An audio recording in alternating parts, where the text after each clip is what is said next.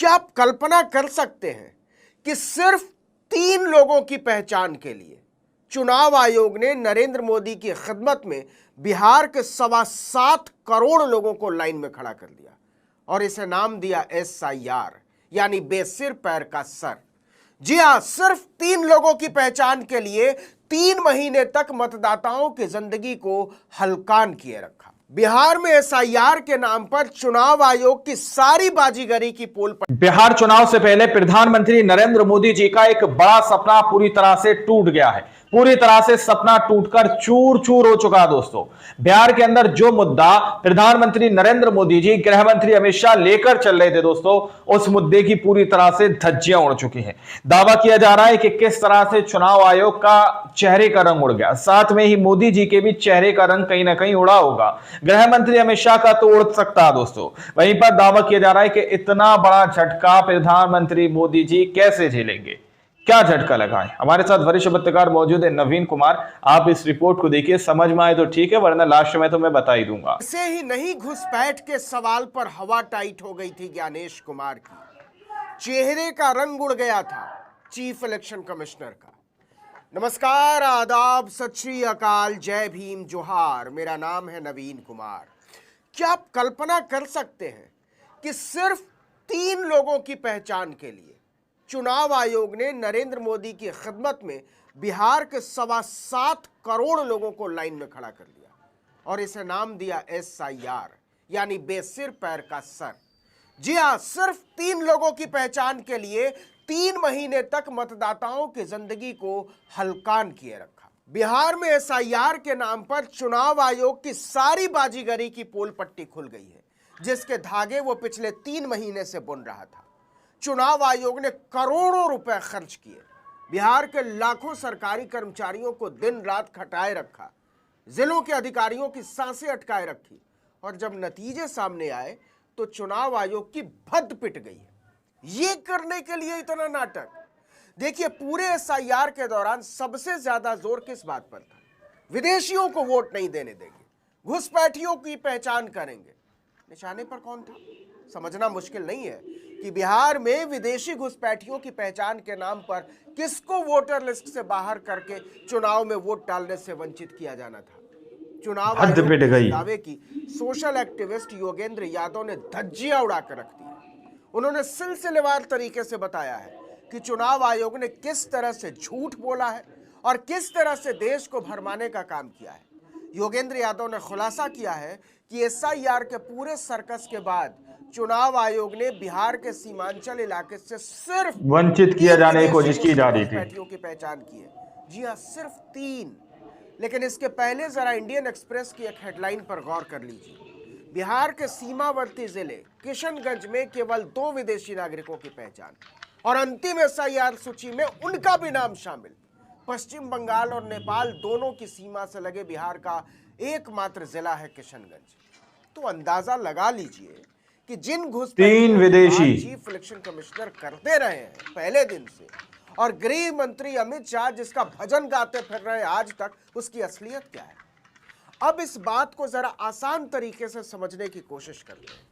चुनाव आयोग ने 25 जून से 25 जुलाई 2025 के बीच बिहार में मतदाता सूची का विशेष पुनरीक्षण यानी SIR चलाया, जिसके बाद आयोग ने मतदाताओं की एक मसौदा सूची प्रकाशित की। इसमें बताया गया कि 65 लाख मतदाता अयोग्य पाए गए और उन्हें सूची से हटाया। असलियत क्या है?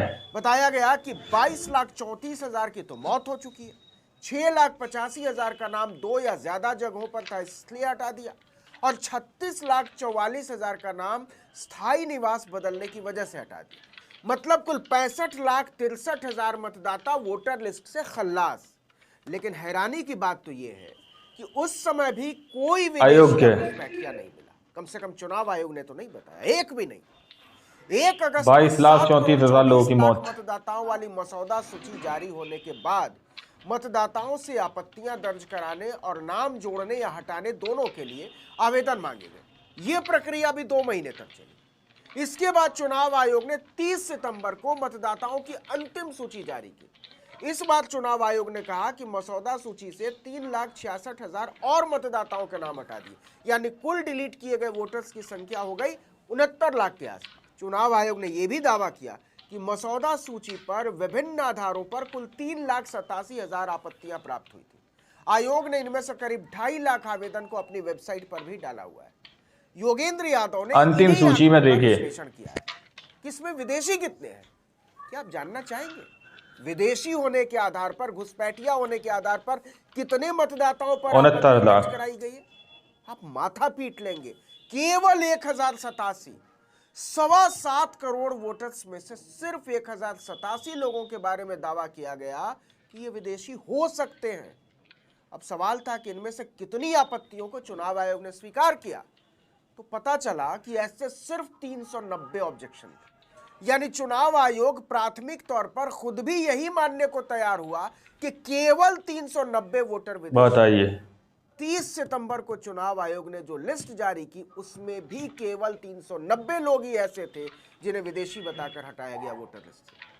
अब इन 390 लोगों के नामों की जांच की गई। पता चला साहब कि इन 390 लोगों में से सिर्फ 76 मुसलमान, जिन पर चुनाव आयोग और बीजेपी सारा फोकस डाले हुए थे। अब इस बात की जांच की गई कि बीजेपी मुस्लिम बहुल होने के आधार पर जिस सीमांचल इलाके में विदेशी घुसपैठ की बात करती आ रही है, चुनाव आयोग को वहां कितने घुसपैठिए मिले, कितने विदेशी मिले, तो जवाब मिला 10। जी हां, पूरे सीमांचल इलाके से जिसमें 4 जिले आते हैं, अररिया, किशनगंज, कटिहार और पूर्णिया, सिर्फ 10 लोगों को विदेशी होने के नाम पर वोटर लिस्ट से डिलीट किया गया। मतलब एक जिले में 2.5। जब इन 10 लोगों के नाम की भी जांच की गई तो पता चला कि इनमें से 5 हिंदू थे और 5 मुसलमान। फिर उन 5 मुसलमानों की खोज शुरू हुई तो पता चला कि इनमें से 2 लोग तो कब के मर गए, बाकी बचे 3। यानी पूरे जोर शोर से बांग्लादेश और म्यांमार से मुस्लिम विदेशी घुसपैठ के नाम पर चुनाव आयोग ने और भारतीय जनता पार्टी ने जो अभियान शुरू किया था उसमें सिर्फ 3 विदेशी मुस्लिम घुसपैठियों की पहचान हो सकी। जी हां, सिर्फ 3। ये है हमारा चुनाव आयोग और ये है उनके प्रमुख श्रीमान ज्ञानेश कुमार गुप्ता, और ये है उनकी मेहनत का पूरा नतीजा। याद कीजिए, बिहार चुनाव की तारीखों के ऐलान वाले दिन भी ज्ञानेश कुमार से सवाल पूछा गया था कि हुजूर अब तो बता दीजिए कितने घुसपैठिए मिले, कुछ तो कहिए। लेकिन चुनाव आयोग के प्रमुख ने सिर्फ चुनिंदा सवालों के हद पिट गई। पूरी होशियारी के साथ विदेशी घुसपैठ के सवाल पर उनके मुंह में दही जम गया था, उनके चेहरे का रंग सफेद पड़ गया था। लेकिन घुसपैठियों के नाम पर फर्जीवाड़े का तमाशा केवल चुनाव आयोग ने खड़ा नहीं किया है, chief election commissioner Gyanesh Kumar ने ही खड़ा नहीं किया है, देश के प्रधानमंत्री नरेंद्र मोदी ने भी वंचित किया जाने की कोशिश की जा रही थी, प्राचीर से खड़ा किया। तो देखिए, मेरे देश के नौजवानों की रोजी रोटी छीन रहे, एक देखिए मेरे देश की बहन बेटियों को निशाना बना रहे हैं। ये बर्दाश्त नहीं होगा। ये कुछ बैठे भोले भाले आदिवासियों को भ्रमित करके उनकी जमीनों पर कब्जा कर रहे हैं। ये देश सहन नहीं करेगा। 15 अगस्त को ही लग गया था कि बीजेपी 3 बिहार में विदेशी घुसपैठियों के बहाने सांप्रदायिक ध्रुवीकरण की कोशिश करेगी। और जब चुनाव आयोग ने बिहार में मतदाता पुनरीक्षण यानी SIR की शुरुआत करते हुए घुसपैठियों का जिक्र छेड़ा तो ये बात साफ हो गई।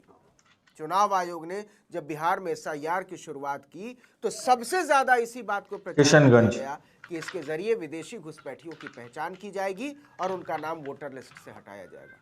कमाल की बात तो यह है कि चुनाव आयोग की पोल पट्टी खुल जाने के बाद भी असलियत क्या है, अमित शाह घुसपैठियों का ढोल बजाने में लगातार जुटे हुए हैं। मुस्लिम आबादी की बढ़ोतरी 24.6% के दर से हुई और हिंदू आबादी 4.5% कम हुई।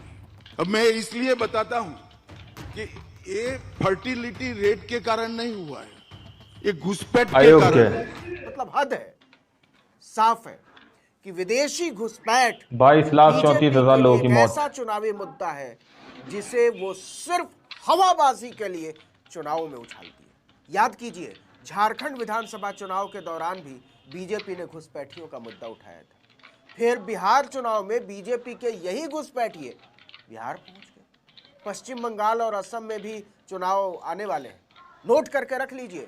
चुनाव से पहले बीजेपी उन्हीं घुसपैठियों को बंगाल और असम भी पहुंचा देगी। ये वो घुसपैठिए हैं जो किसी को मिलते ही नहीं, न चुनाव आयोग को, न चीफ इलेक्शन कमिश्नर को और न देश की सरकार को। और अमित शाह तो एक अखबार के कार्यक्रम में एलानिया तौर पर अंतिम सूची में देखिए कि हमारे बस की है ही नहीं इसको रोकना।